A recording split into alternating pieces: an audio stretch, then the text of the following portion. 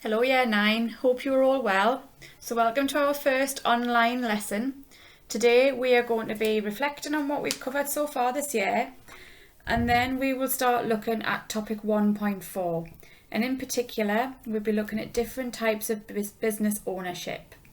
Can you please ensure that you have your exercise book or some paper and a pen with you to complete the tasks as we go through the online lesson. You can pause the video if you need to, and make sure you bring your notes with you into school in September. Okay, the next 3 slides are to act as a revision guide for you, just there so you can see what we did in September up until March. What I would like you to do to get yourself organised is, if you haven't done already, just to make some mind maps for revision of the topics that are on the board in front of you, okay?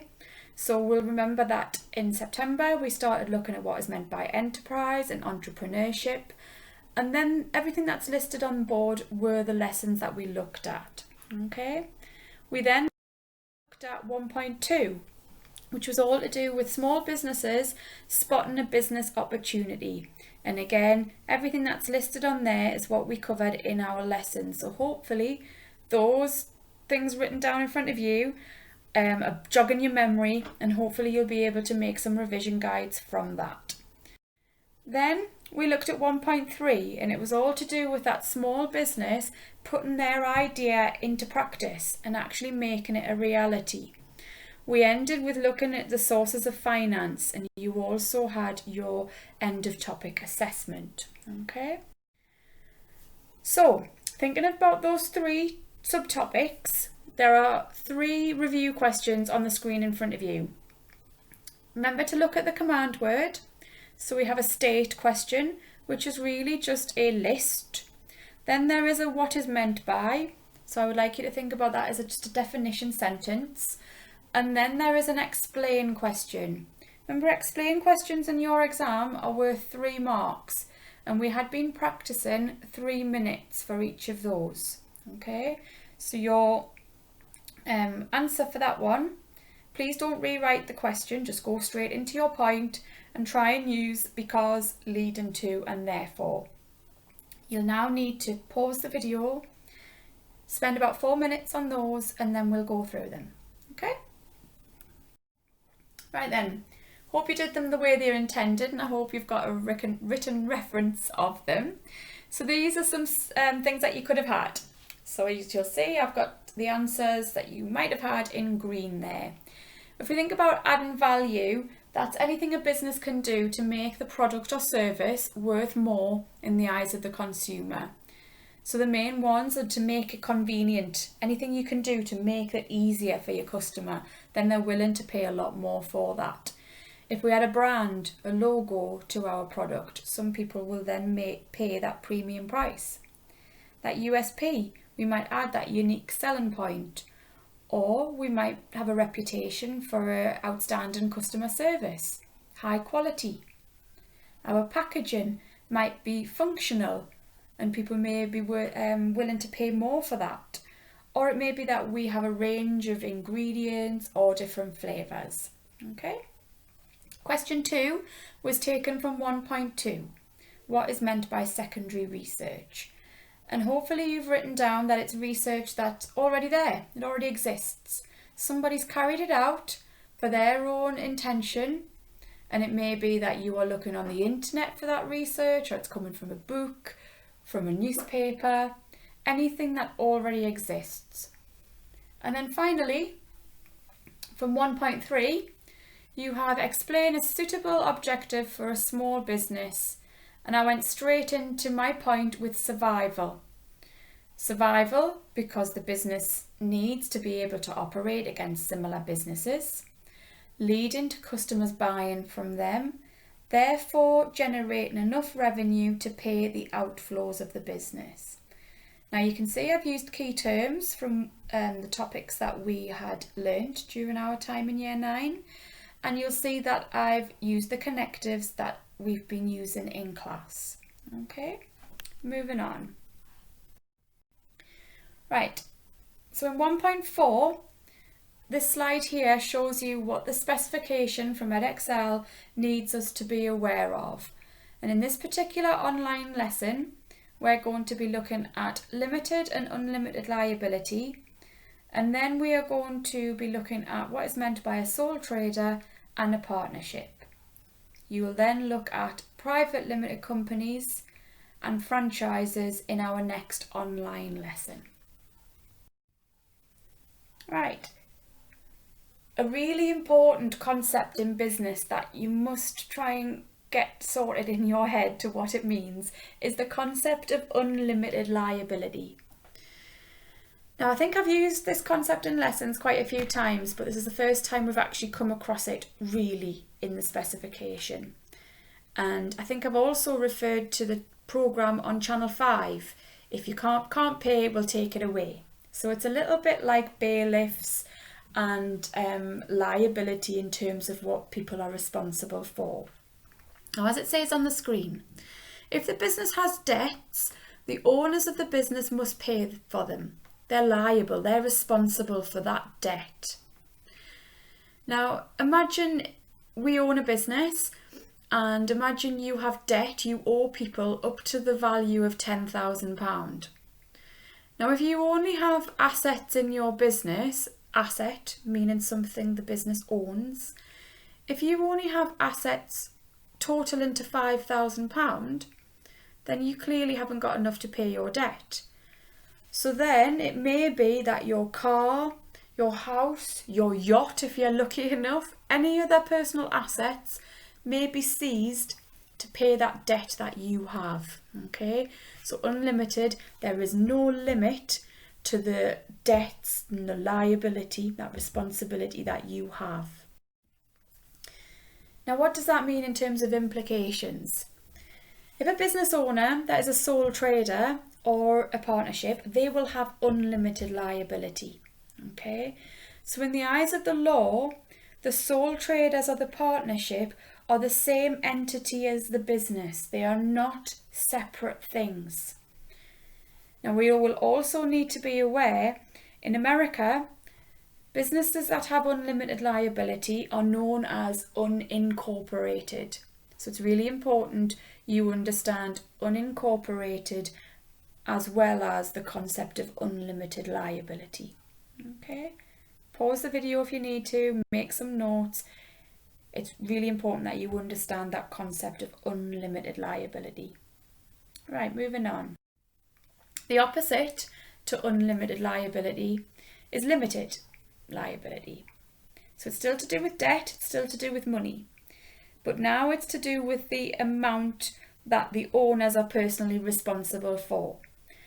So in the organisation, if the owners have limited liability, what that means is that they cannot lose more than what they've originally invested into the business. So it means that their personal assets will be safe. So we'll go back to the example I said before. The business has £10,000 worth of debt, and if I originally invested £2,000 into that business, I'm set to only lose that £2,000. Okay, I'm only accountable for the money I put in. So the implications of that is, in the eyes of the law, if I am an owner of a limited liability organisation, I am seen as a separate entity to the organisation. So the owners cannot be sued for the debts of that business. The business will be sued, not the owner. Okay.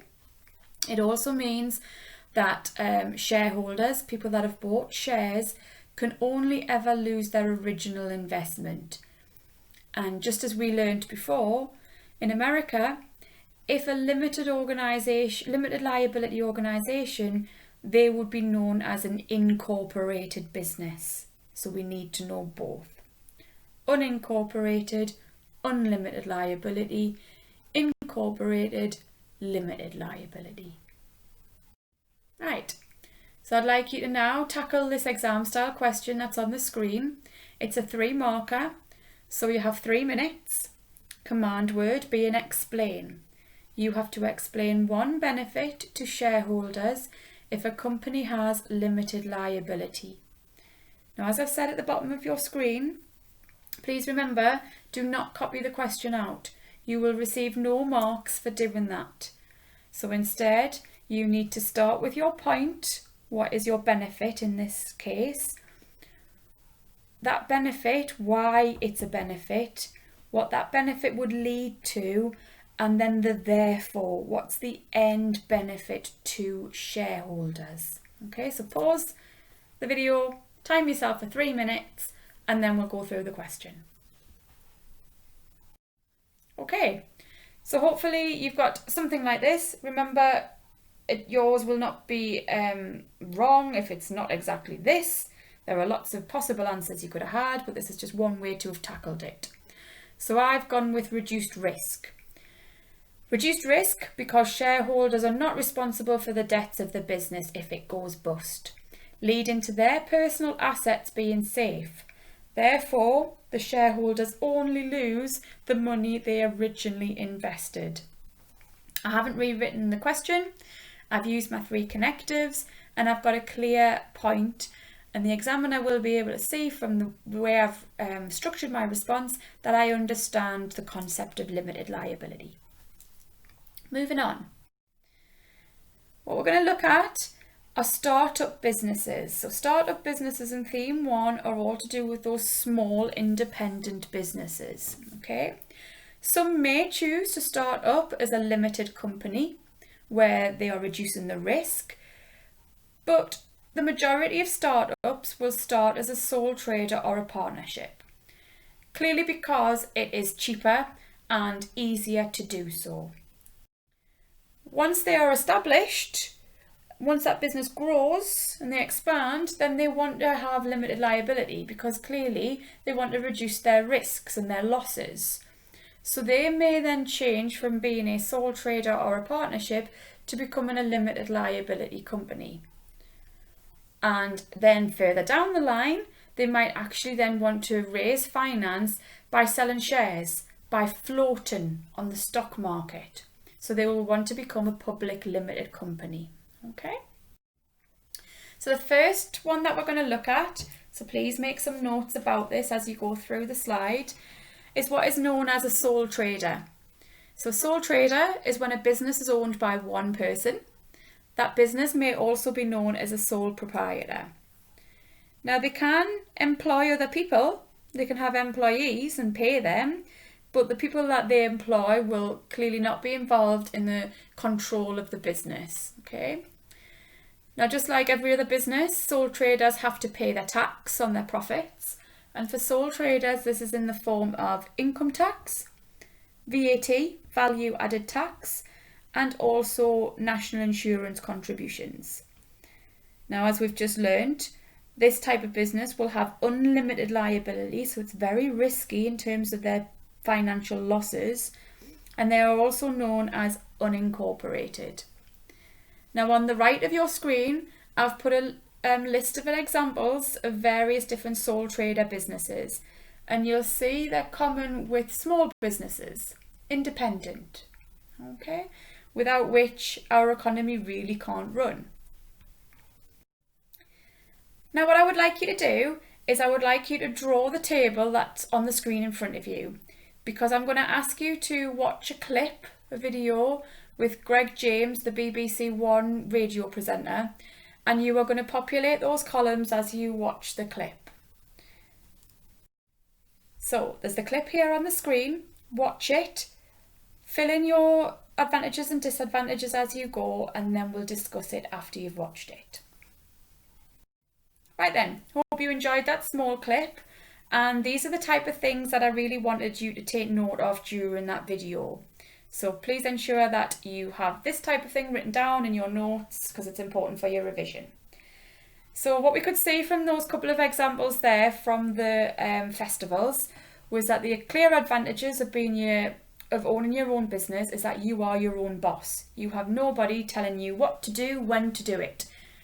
So therefore you make all your decisions. As the owner of the second business told us, she sees having variety as a huge advantage. She can pick and choose what she wants to do. And hopefully you'll also have seen that they keep all of the profit. So that's got to be an advantage. However, it's got to be downsides.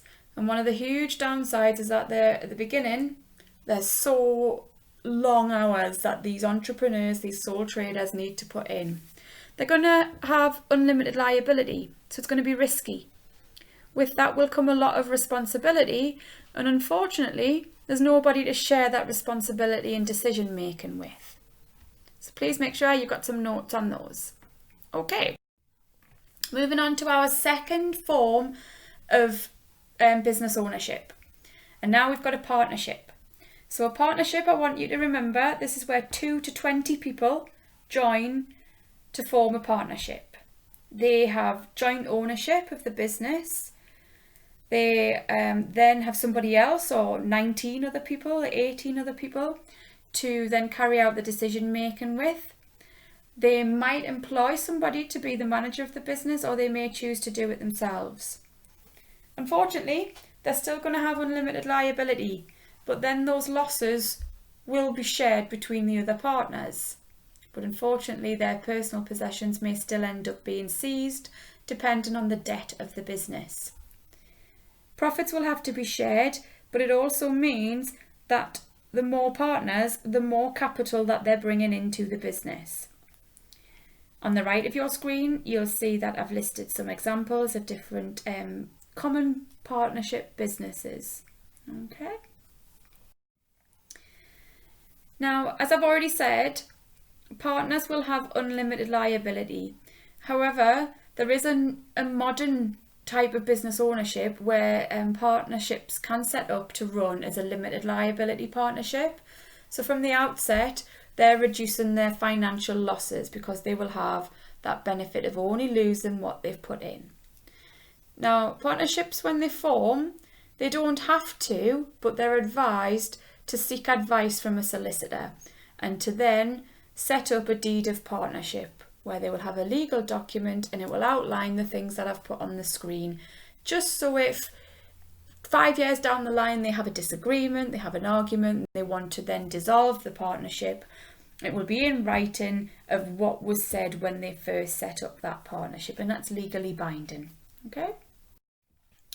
Now, what I would like you to do, just as we did before, there's no video for this, but I would like you to draw out a table as you've got on your screen in front of you with advantages and disadvantages. Pause the video for a minute and have a think about what I've just spoken to about with you. What do you think would be the main advantages of a partnership? And what would be the main disadvantages? And then we'll discuss it together. Okay. What I've got there, advantages, I've said there's possibly more startup capital coming into the business. You've got the possibility of 20 people joining together and they're going to bring their money with them. Now, it's a lot more potentially than what a sole trader could then raise by themselves. We've got shared responsibility. You can share the working hours, share the burden of the decision making, and you may then all come with various different skills. Someone may be great at doing the finance. Someone might be better at doing the marketing and the advertising of the business. So you have more skills available. However, there are going to be some disadvantages, and your main one is still that unlimited liability. It's still financially risky as the owners and the business are legally seen as one entity. You're not going to agree all of the time. There's going to be possible disagreements and arguments, and that may then see the downfall of the partnership. Who knows? But we've got possible arguments, and you have to share that profit. Okay?